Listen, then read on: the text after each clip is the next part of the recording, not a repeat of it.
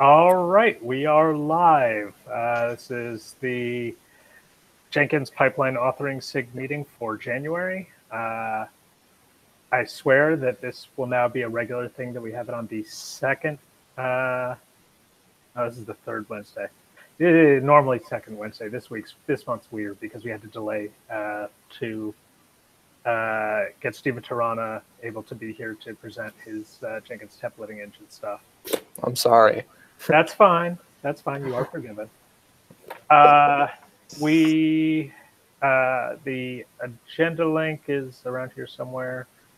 I see other people on it. It's pretty barren, but I'm kind of relying on Stephen to eat up a lot of time.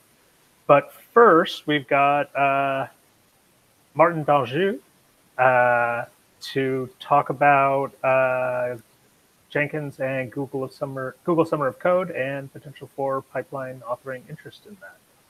So why don't you take it away, Martin? All right. Thank you, Andrew. Let me just turn on my camera so you can see that I'm a real person. And my name is Martin Danjou. I'm one of the org admins with Oleg on the Google Summer of Code program. This program is organized by Google, and Jenkins will apply this year. Actually, we've started the application process. So we apply to Google, and the way the program works is essentially Google is like a matchmaking service between organizations, mentors, projects, and students. So organizations have projects. They sometimes have mentors. Sometimes mentors come from outside the organizations and offer to mentor projects. And Google pays the students a stipend at the end of the project for their work on the project. And so this attracts students to participate in the various projects that are proposed by organizations and mentors. So Jenkins we're in the application process this year.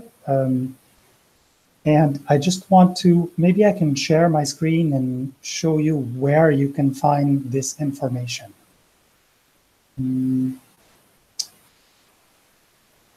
Screen share.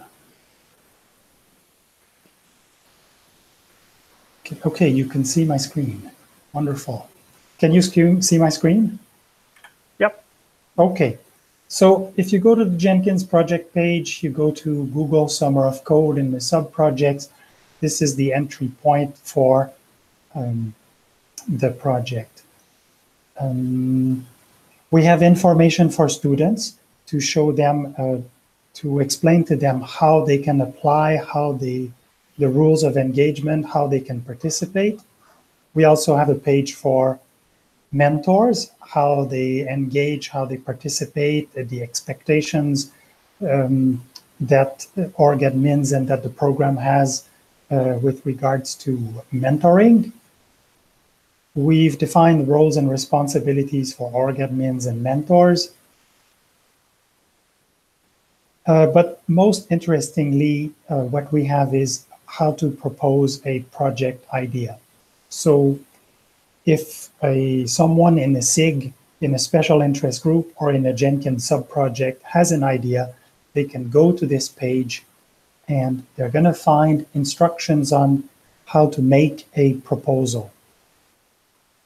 So when you want to make a proposal, you simply click on this link. It's going to take you to the proposal template, which is here. And you simply start writing your proposal. So there's several sections to creating a proposal. So first of all, you know, the body of the proposal goes into this first section here. If you happen to have quick start instructions for students, you place them in this section.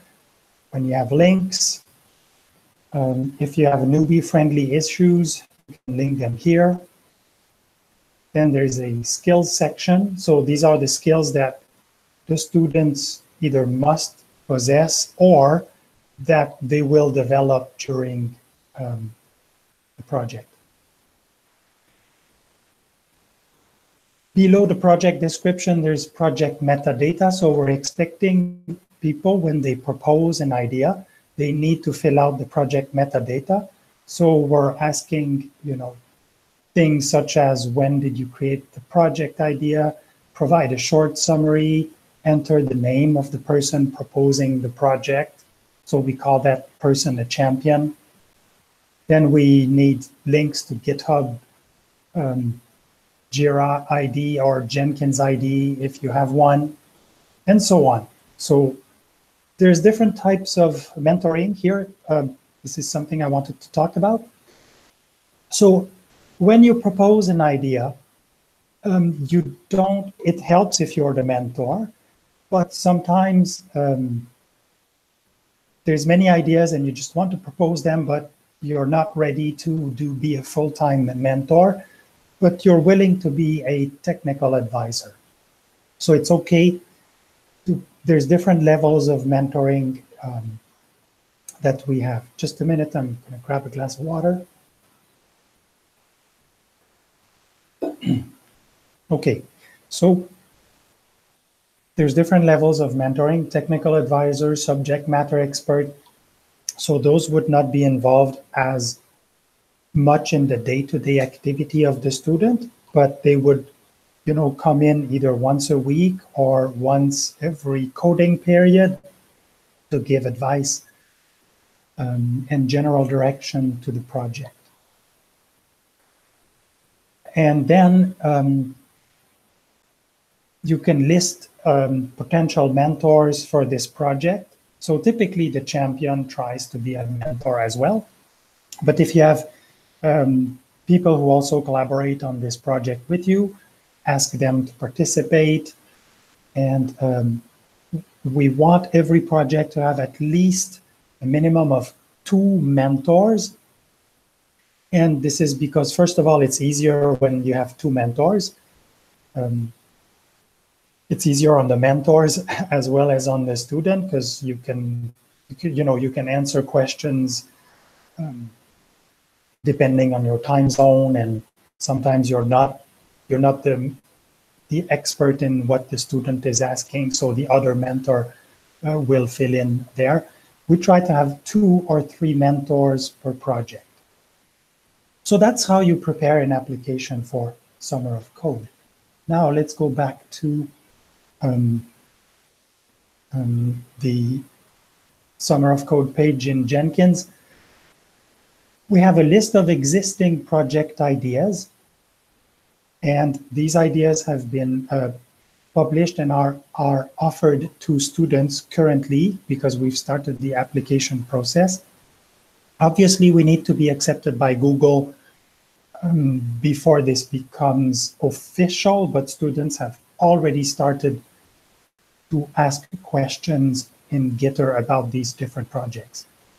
So for example, let me just take the first project, Artifact Promotion plugin for Jenkins Pipeline, just to show you what it looks like once a project idea is published.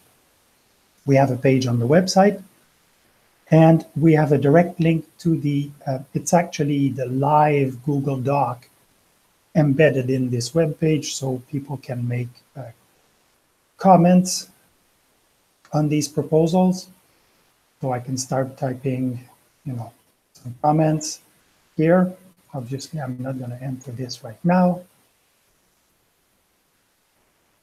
And so that's how we can engage with students quickly. They will see these projects and will read the project proposals and start asking questions in Gitter. So these pages are generated pretty much automatically. We need to send a pull request with some metadata, and it shows up on the Jenkins.io website.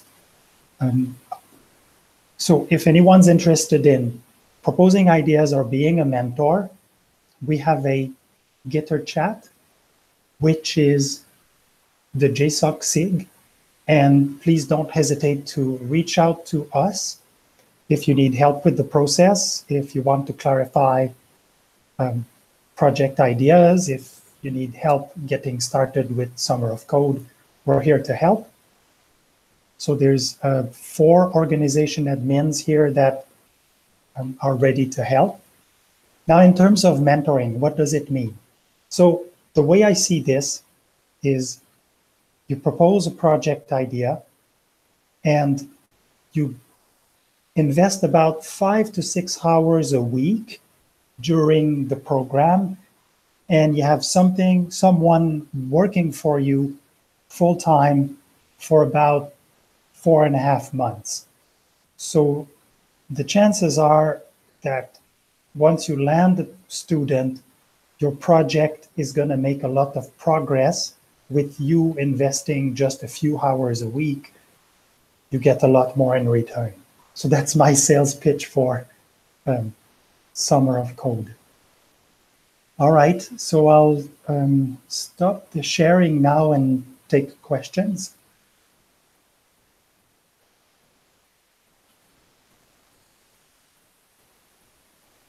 Anybody have any questions? GSOC is a great thing to get involved with. I don't have the attention span, sadly, to be a good mentor. I've tried once and was just not good at it. But it's a great way to help encourage new people to get involved in the community, to focus on, bring focus to features or plugins that you would like to see improved or added to in a scheduled, structured way, which can be a good way to not just helping people get involved with the coding, but actually help get something you care about done. It's just a good community, so worth considering. I forgot to mention one thing, if you allow me to have a few more minutes. Of course. Thanks. There is a proposal which is, there's a couple proposals which are related to pipeline and pipeline authoring maybe, and the one that we have is one that Kristen and I have proposed for. It's the second time we try to get this project off the ground. If I may share my screen again. Okay, and let me go to the list of projects. It's a project with the documentation. Let me.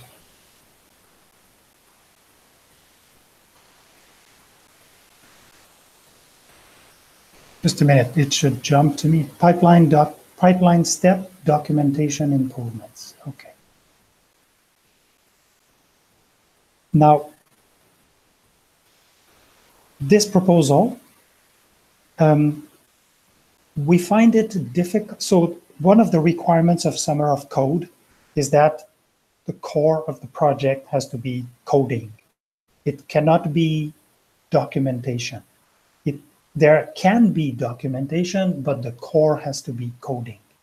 So Kristen and I are trying to frame the pipeline documentation problem around more of a coding problem than a documentation writing problem.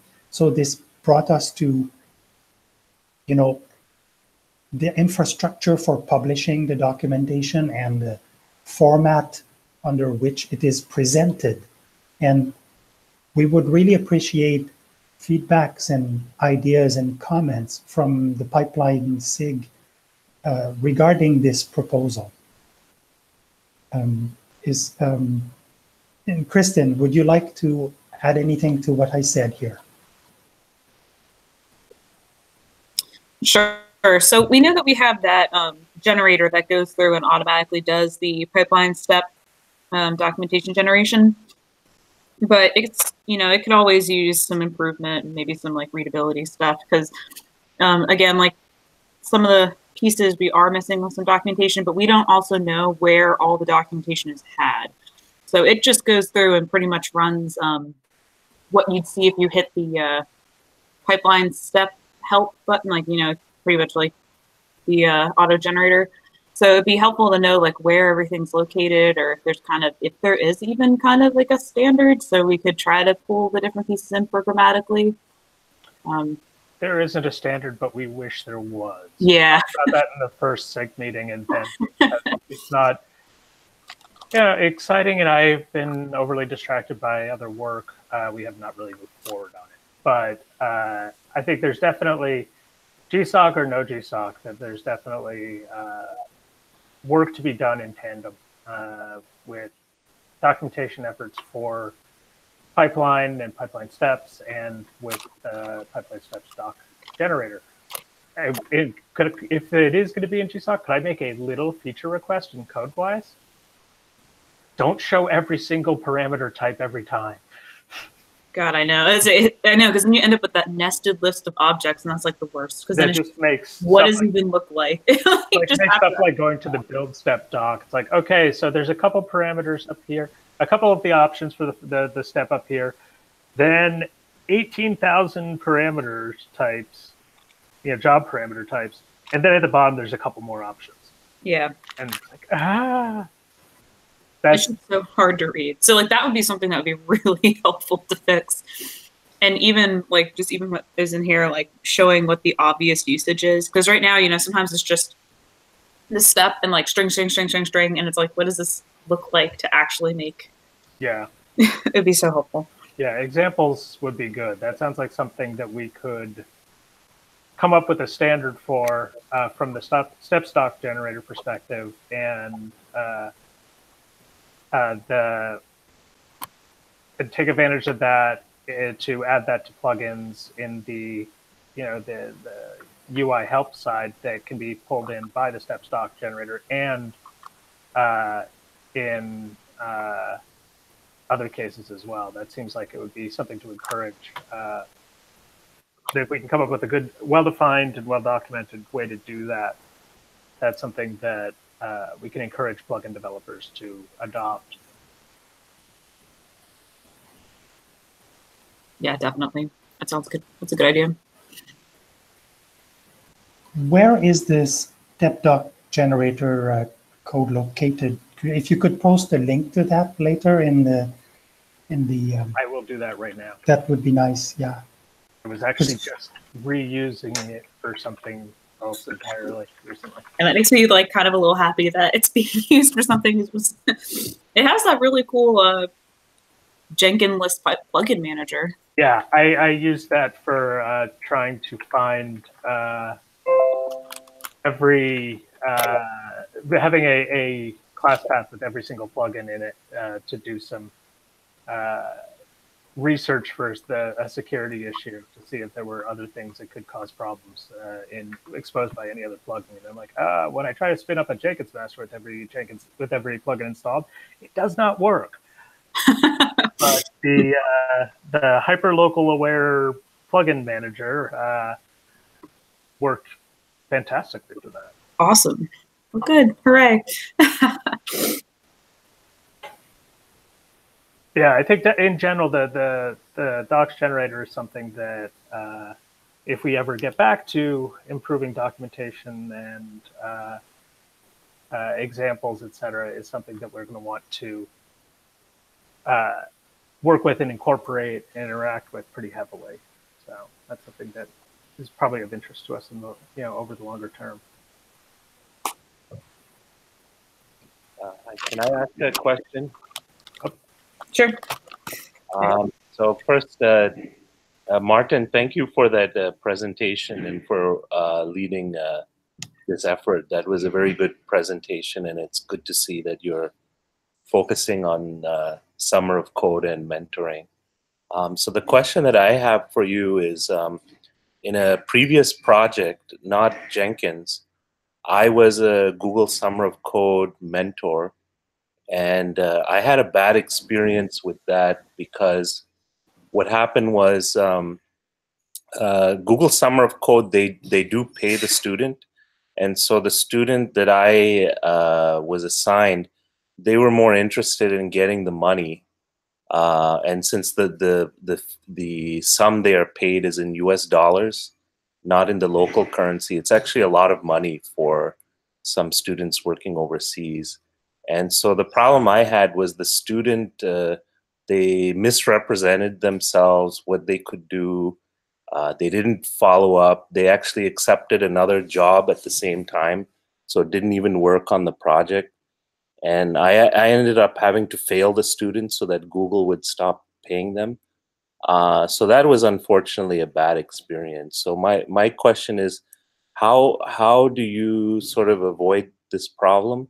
Because on one hand, a student, they're not a contractor that you can say, here's a project, it has to be done by this deadline. They're a student, but on the other hand, they are getting paid. So I mean, there has to be some level of expectation in terms of the amount of work that they put into the project and what they get out of it. So I'm just curious, you know, what has been your experience in the Jenkins project, and you know, how has that gone, either in a positive or negative way?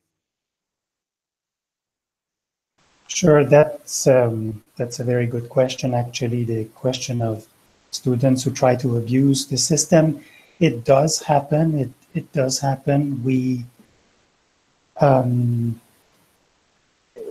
seen it happen in the years that I've been a mentor. I would say that, so there has been a change last year by Google in the amount of money that they pay. So $5,000 US, they now translate that into local buying power equivalent. So let's say $5,000 in the US buys you, and I'm going to exaggerate the example here. Let's say it buys you a loaf of bread. Then they're not going to pay for the student for more than a loaf of bread in their local currency, which means that students get a lot. They get the amount, but in local currency purchasing value equivalent. They don't get the 5,000 US. There were concerns about that. But when we attended the summit, the Mentor Summit last year, which was the first year where students were paid differently depending on their local currency, actually Google has not seen anything negative, and there's been a growth in the number of students. So that was a structural change that they made, possibly in response to students abusing the system. And yes, we have opportunities to fail students early as soon as we detect that they are not committed. We also want them to contribute every day or every other day to their project. So we expect to see code every day.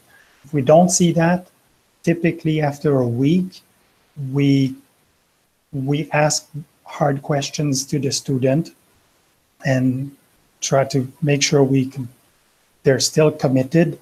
And yes, we have failed students who have misrepresented themselves, but we've also had 3 very successful projects last year. They all resulted in published plugins. In 2016, we had a very successful project as well, and that project is continuing this year. There's a new proposal which is going to take that project into cloud native if we land a student. So that's my experience, and that's what I know about this topic. So I hope this answers your question. Yes, it does. And thank you very much for all your work in this area. You're welcome. All right. Well, thank you, Martin, for coming, and or Martine, for coming and talking to us.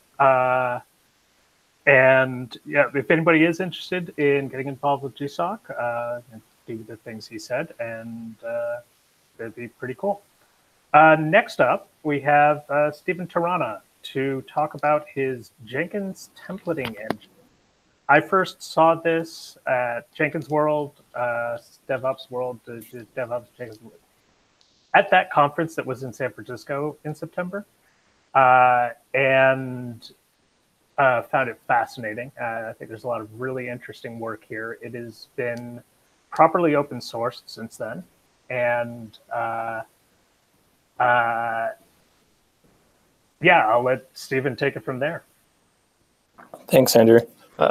Thanks everyone for coming. So before we dive into the actual plugin and how it works, I think it's probably worth talking about why we've spent the last 12 to 18 months iterating on this, especially because it's, I don't know if I'd call it novel. I think there have been a lot of templating type solutions out there, but what problems this has solved for us specifically. So I'm a lead technologist at Booz Allen Hamilton. We're a federal consulting firm. We do a lot of work with modernizing government applications.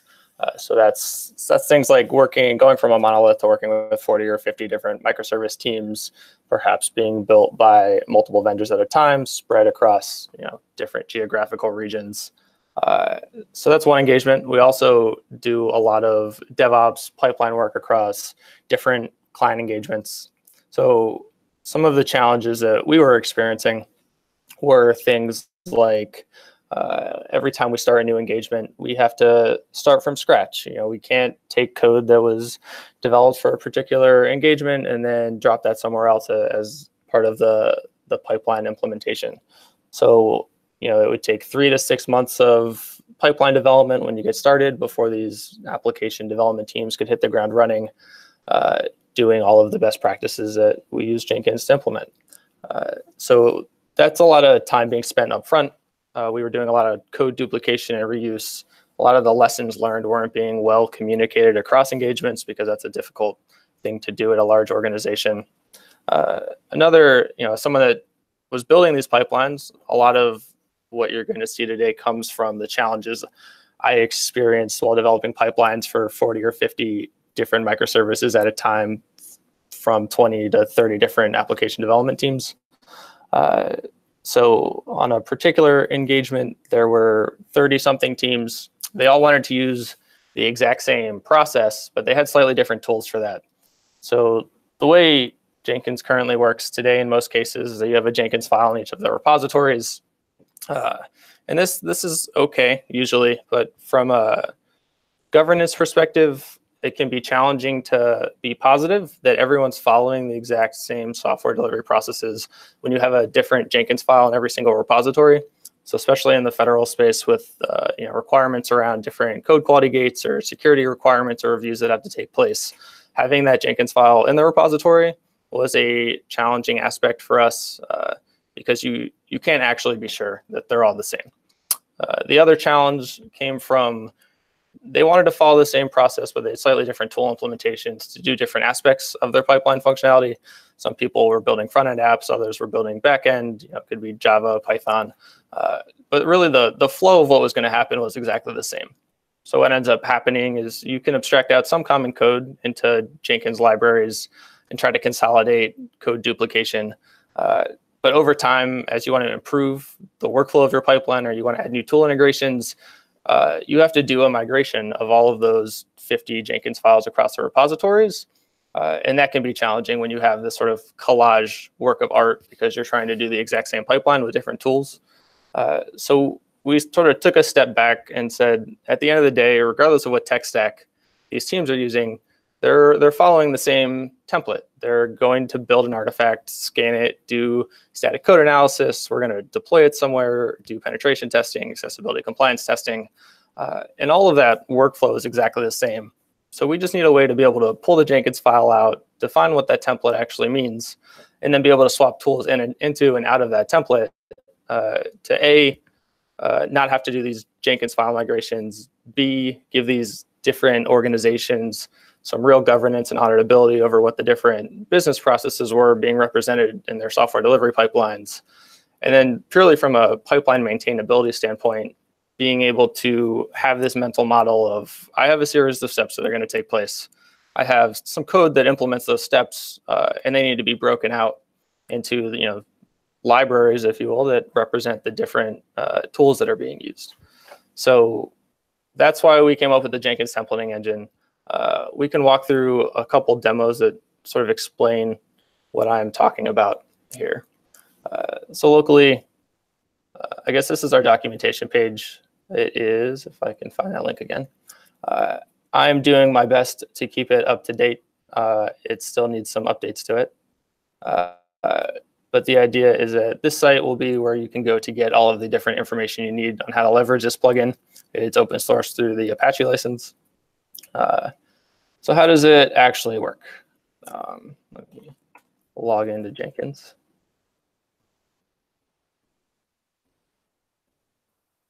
So there's a couple different ways that you can use it. I'll start with the simplest and then move up. So when you install the Jenkins templating engine plugin, you get a couple new things added to your configure Jenkins and to some of the different jobs that are available.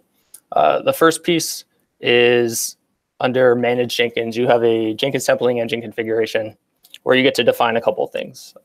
The first thing you get to define is a location of a configuration file and a place to put your library sources.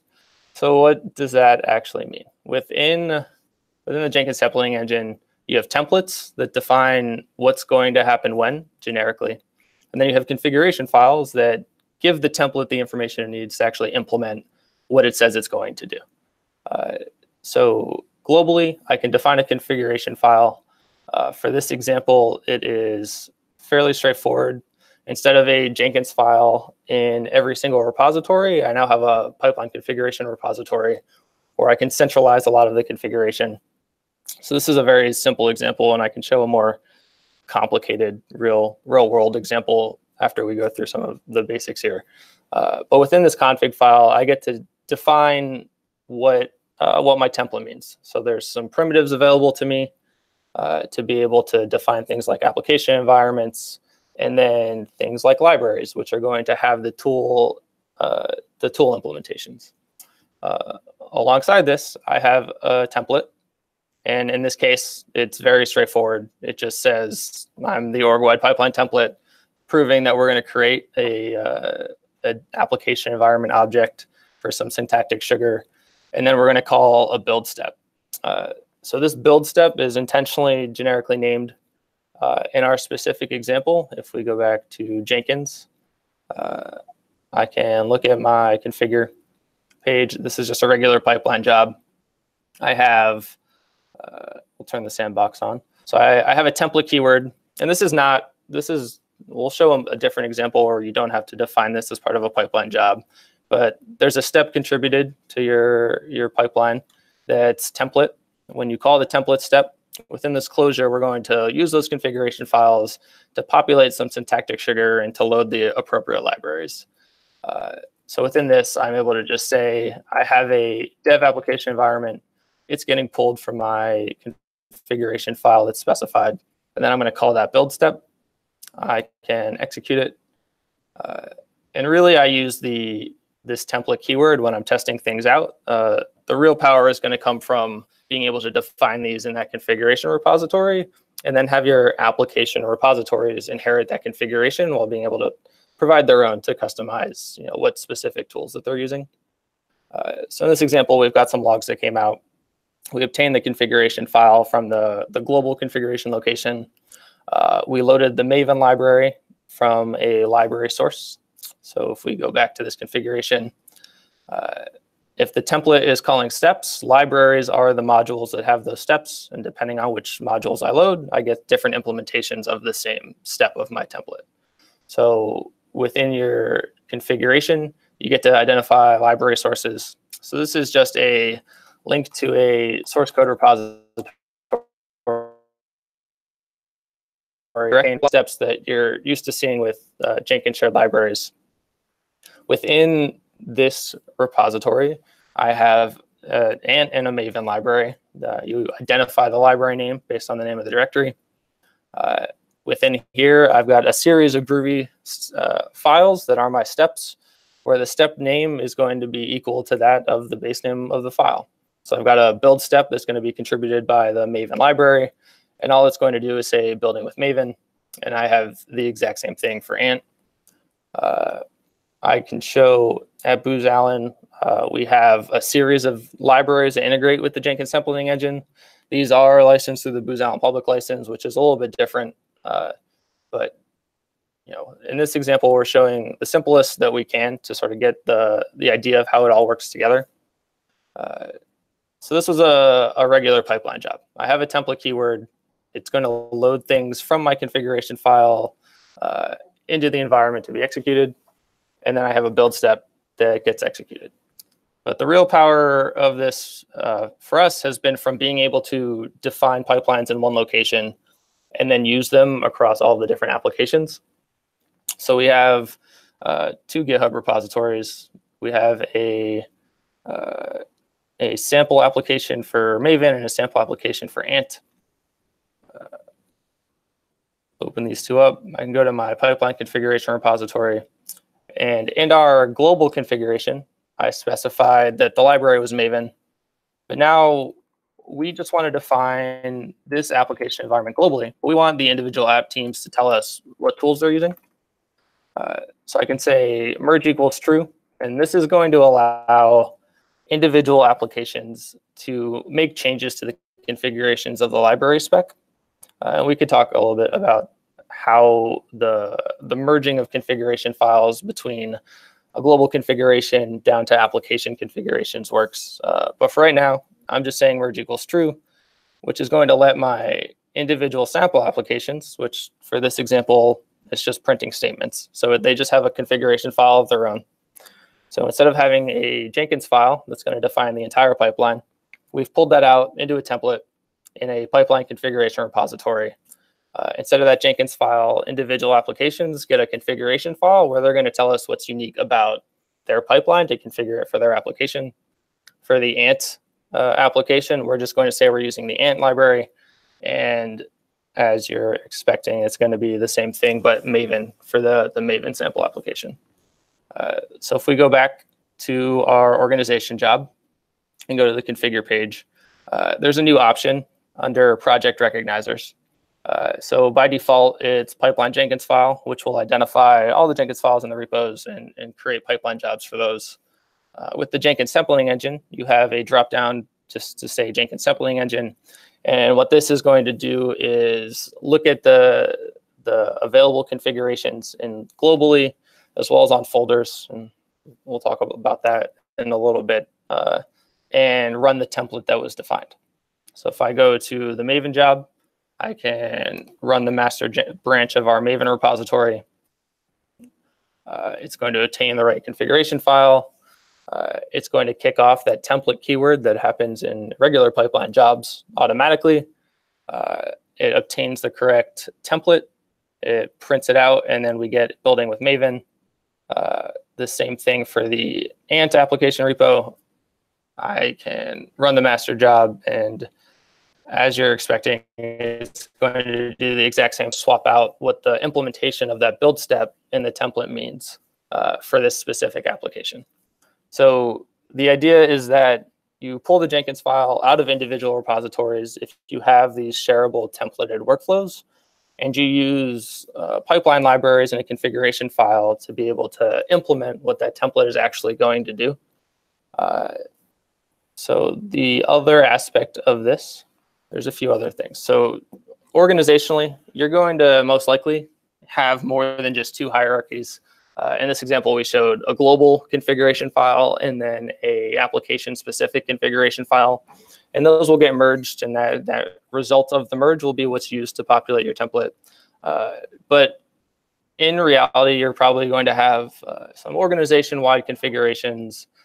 Within that, you'll have sub-teams which have slightly more granular configurations, and so on. So with the Jenkins sampling engine, your governance hierarchy can match that of your organizational hierarchy by having the the structure of your Jenkins jobs match the structure of your governance, if that makes sense. So on folder objects and GitHub multi-branch jobs, you're able to specify the same configurations here.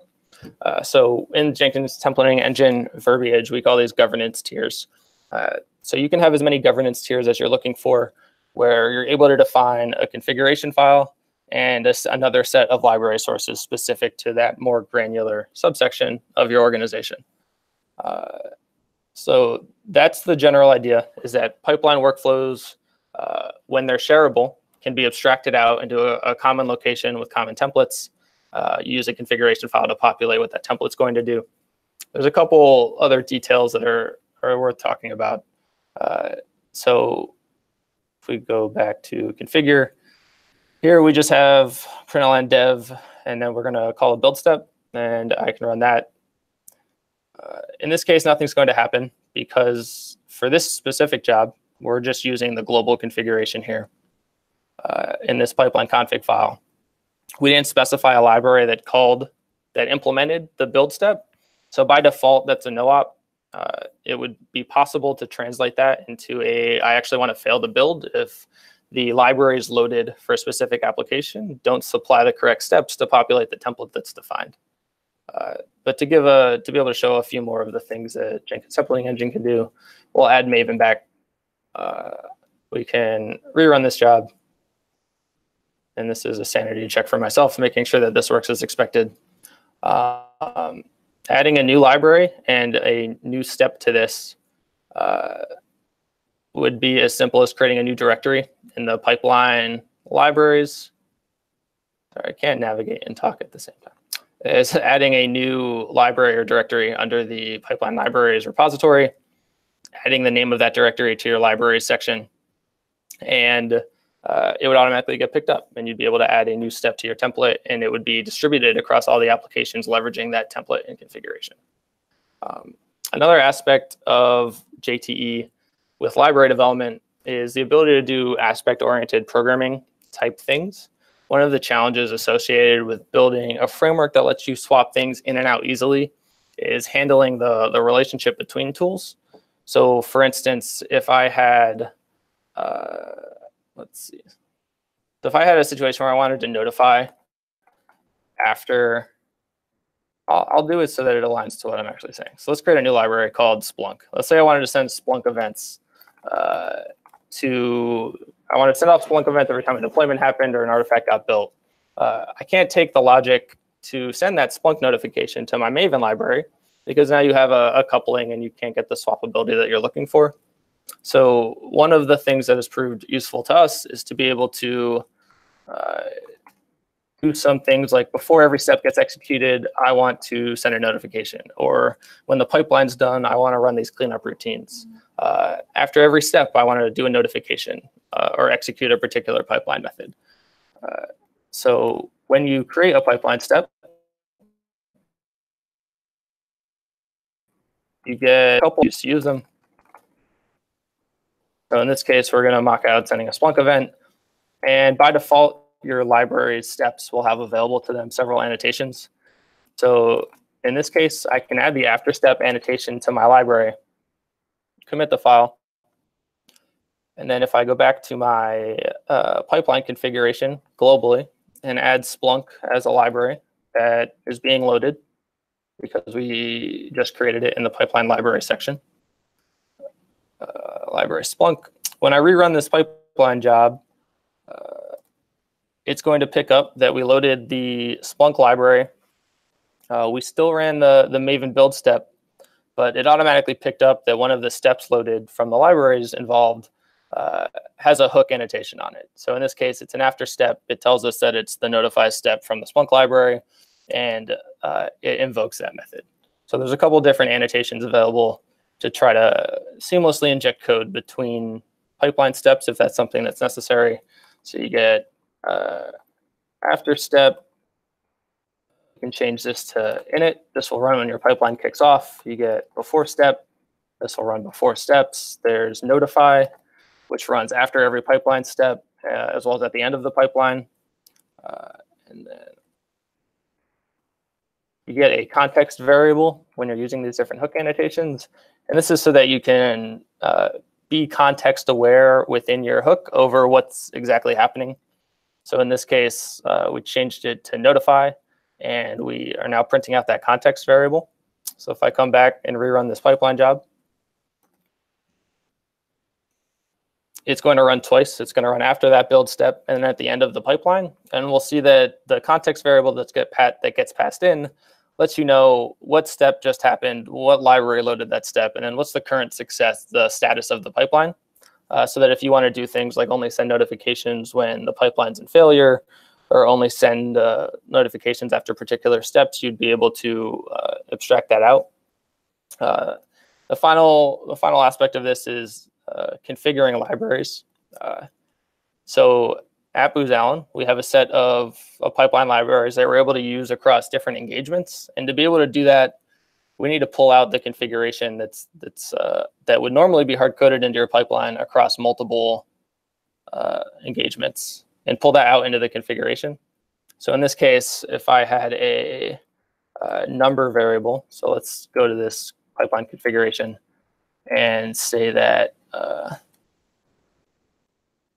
banana is always my silly string. We'll say that we set a configuration value within my library definition. That's going to become accessible to you as a library developer within your steps. So within your Maven library, there's a config variable. And this config variable gets automatically populated with the library configuration for each step that's created. So if I needed access to that configuration, I'd be able to say, and this will get populated based on the configuration. So this is how we're able to create generic SonarQube steps, OpenShift libraries. We take all of the information that's specific to a particular environment and add them as configuration options on the library. And then you have this config variable available to you to then do what you have to do within your library step. So in this case, we were able to print out, it read this configuration directly from the file. So that is the bulk of the templating engine. There's a few other aspects, like you likely won't have just one template. You might have multiple. So inside your pipeline configuration repository, you're able to also create a pipeline templates directory and have named pipeline templates, which your applications would then be able to choose from. We have a default step implementation. So there's going to be situations where you don't have a library that does exactly what you need to do, and you don't want to create one for just one application. So there's a steps block that gets created, and here you're able to create steps on the fly by specifying things like a container image to run the step inside of a command that should be run, and then a stash information for any files that get generated that you need to hold on to. There's a couple different primitives, which we're calling them. So these things like application environments. There's also a stages section. So inside a template, you might be calling the same steps over and over again. And it can be tedious from a templating perspective to keep calling the same things. So you can create a stage, and we will dynamically create for you a method within your template to be able to call continuous integration instead of call unit test static code analysis over and over again. So I think it'd be helpful to show a example of what a real configuration file looks like after it's fleshed out with a bunch of libraries in it. In this example, we have a dev and prod application environment, a continuous integration stage, and then a set of libraries that'll read just like the tech stack being used. So GitHub Enterprise, SonarQube, Docker, Twistlock, OpenShift, with a bunch of configurations for the different libraries being used. A real template looks something like this, where these on commit, on pull requests are coming from our Booz Allen GitHub Enterprise library, but it lets us do things like filter what should happen when the developer does something in GitHub. So when they make a commit to a feature branch, we're going to run the continuous integration stage, which gets dynamically created from your config file. On pull request to master, where master is a keyword. Another one of those primitives available to you is a keyword section, where you can just define variables to become available to you in your template. So the idea here is that your template should be as human readable as possible to define the business logic of what's going to happen when. So on pull request to master, we're going to run the continuous integration phase create an ephemeral application environment based on prod. And then in parallel, we're going to run penetration testing, accessibility compliance testing, functional testing, and then wait for somebody to say, okay, on merge to master, we're going to deploy to prod. So this is a common template that gets used where if I have some people doing static code analysis through SonarQube and other people doing it through Fortify, that's totally fine. They can just have different libraries loaded for their individual configurations. And the same goes for any of the different kinds of testing. So, Stephen, could I jump in here real quick? Yeah. Does this support inheritance control for the configuration? It does. So thanks for bringing that up. I've got I'll just tee that up for you. There you go. It does. And I have slides somewhere explaining exactly how that works.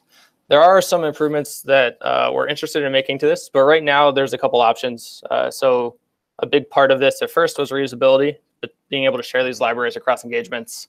Out of that, we found that we're able to define these templates in one location and give organizations governance across their entire application portfolio.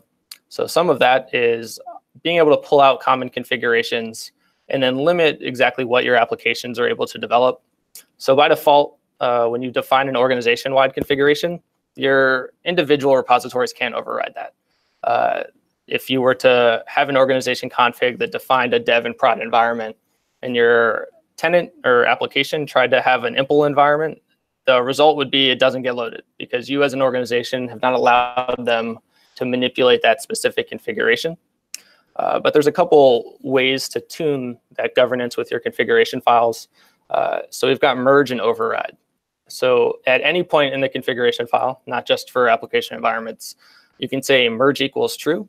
And what that means is that if the individual application is trying to add new configurations to a particular block within your config file, they're going to be able to do that because you've explicitly said, I'm allowing sub-organizations or sub-configurations to add their own to this portion. So in this case, we have a dev and prod environment at an organizational level. The tenant has a dev with a slightly different config and an impl environment that they want to add. The result of this, because we specifically said merge equals true, is that we now have a dev, impl, and prod environment. You'll notice that the dev environment did not change because we're only allowing merging. The other example to be a little bit more flexible in what's allowed is override. So there's going to be situations where you've got some suggested defaults for application environments, but you're comfortable if they want to supply their own. So in that example, you'd be able to say override equals true. And then we're just going to use the key from the application or the more specific configuration file. And this kind of conditional inheritance happens at every governance tier to governance tier. So if I have a 10 nested structure of configuration files, which sounds a little complicated, and I'd have questions of why that's necessary. But if it was, then this governance between configuration files happens on a tier-to-tier basis. So if I wanted to allow a sub-configuration or a sub-organization to add their own application environments, that sub-organization would also have to allow their sub-organizations to do it, and so on. So you can really dial up and down the level of governance that's applied to these different templates in their config. And the same SCM Jenkins files. So there might be situations where you really like how code gets organized with the Jenkins templating engine, but you don't have a need for a common Jenkins file or a need for this kind of governance. You're able to just have a Jenkins file in your repo that is the template, and then it will use the configuration files based upon where it sits in the Jenkins job hierarchy to load everything together and execute that template. And as an organization, you're able to specifically say, I want to turn that off. So if within my configuration file, I were to say allow SCM Jenkins file equals false, now individual application repositories would not be able to supply their own templates. So the idea is that templating is the main focus. We want to be able to use shareable workflows across multiple apps. We want to be able to abstract out what that implementation is into library components and provide some syntactic sugar in the form of these primitives like application environments and stages. And then secondarily, we have the ability to do governance of locking down exactly how applications are able to customize their pipeline based upon the organizational requirements. So that's the Jenkins templating engine. I rambled for a bit, and I hope people have questions. Yes, does anyone have questions? I have so many questions, but I want to digest your GitHub repo before I ask so I can sound semi-intelligent. Well, you can, once Stephen gets around to joining the Gitter channel or the mailing list, you can ask questions there. Awesome. And a really great presentation. Yeah. Thank you. There was one question actually. Can we print the effective configuration? Yes, I need to look at where that takes place. So this framework has been through a couple iterations. In a previous one, it was all just a shared library in Jenkins, and we've since moved to taking the framework itself into a plugin. And I know that we definitely used to take the aggregated configuration and then apply that, archive that within your pipeline run so that you're able to see what the configuration file was that ran the specific template for that build. If that's still not happening, it will be happening by the end of the day. And when will you be opening a hosting request to get this put into the Jenkins CI GitHub org and releases going into the Jenkins Update Center? My first priority was to finish the docs. That should be done this week. And then in parallel to that, I'm going to start the process I need to from the corporate side to get approvals for things. And then that should be happening this week or next week. Fantastic. Just thought I'd ask. In the meantime, there is some documentation that's available on the README. I can paste a link to the actual source code repository. And do you have a link to the slides that we can share? Yes. Let me find where I can put that. Maybe I'll embed it directly in the documentation. Yeah, if not, or just send me a link. You've got my contact info, and I can share it in the channel. Yeah, or you can join the Gitter channel. I think I'm in the Gitter channel, but bad at checking it. So I will get better at checking it.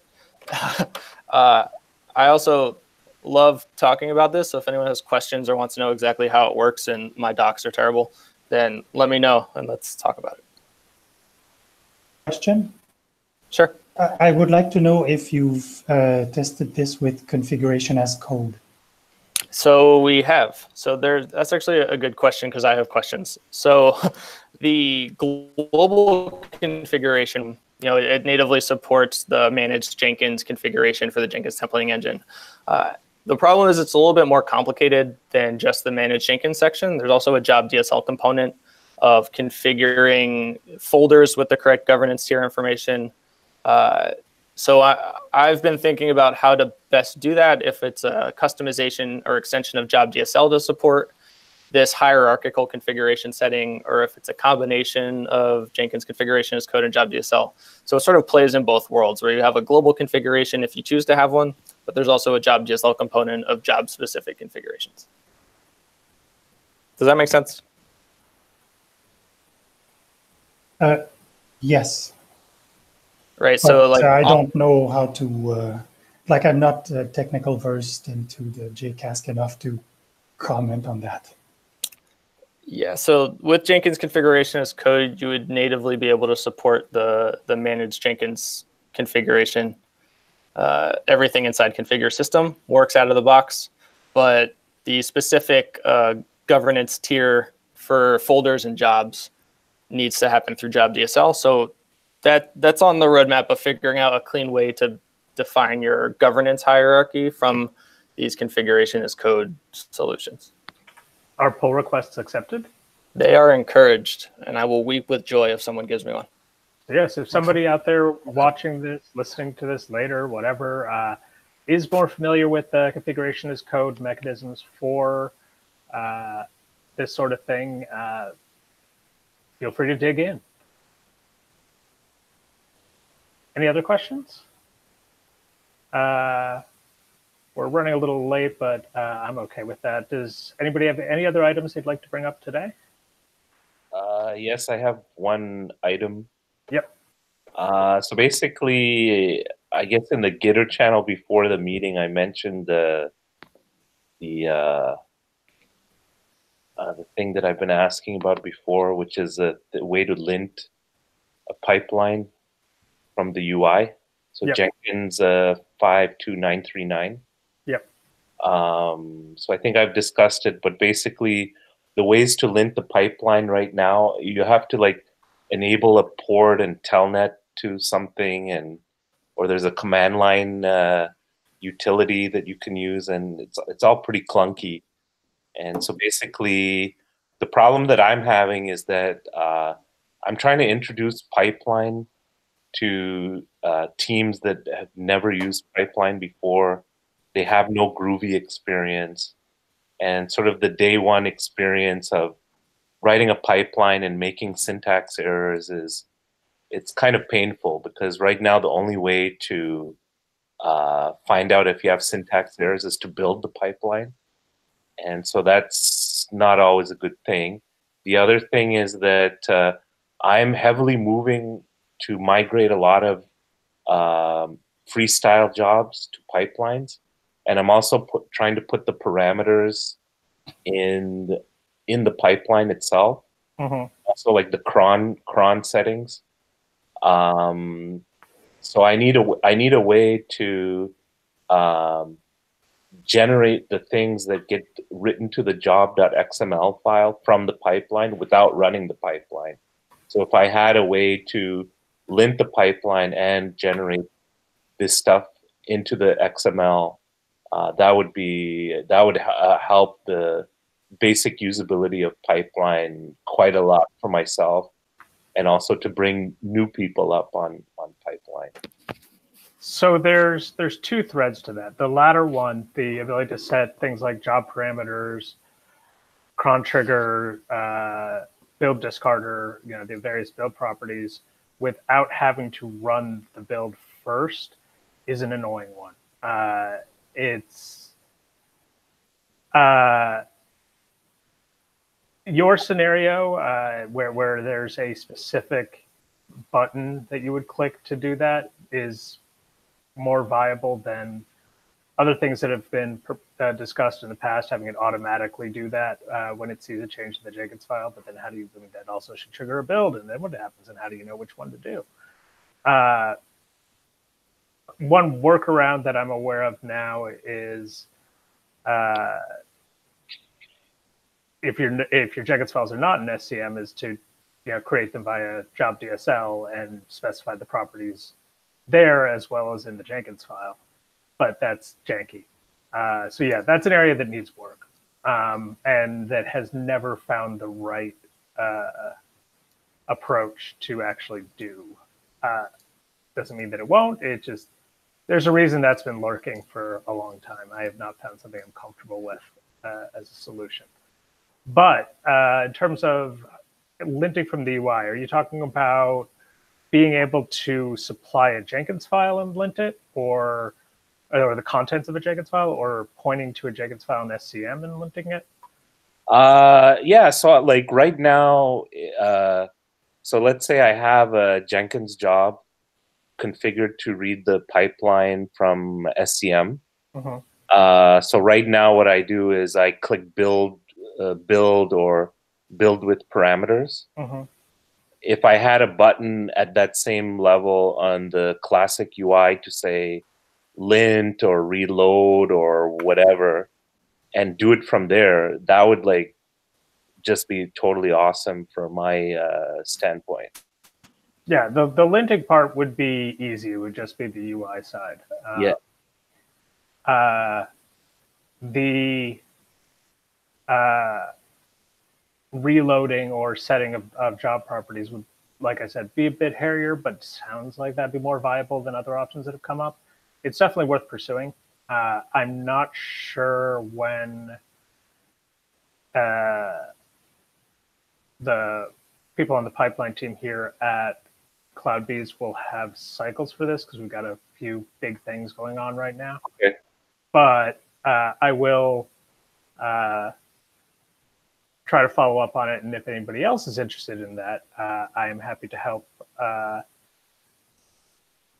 review and make suggestions on how to connect things in the within the declarative pipeline. Okay, yeah, I was almost tempted to like dig into this and try something myself, but like I have limited cycles as well, because I have I have to focus on my day job, and I have no experience in this area. So Yeah, I've been basically heads down on something else for 2.5 months, and so I've not come up for air in a while. yeah, But I'll see what I can do. okay. Thank you. Any other things anybody want to talk about? Or any suggestions for agenda items for next month's meeting? I will try to line up another guest speaker. I will harass the author of Jenkins Spock and other people who've worked on unit test tooling for pipeline, who were supposed to be in the second meeting, but that didn't end up happening. They didn't end up showing up. So I'll try to harass them and get them to come and talk, because I think that would be interesting. All right, then thank you all very much. And I am going to stop broadcasting now. Oh yeah, next meeting is February 13th, Wednesday, same time, 4 p.m. UTC, 5 p.m. European time, 11 a.m. Eastern time in the US, and 8 a.m. Pacific time in the US. So I'll see you all then. Bye-bye. Thanks, everyone.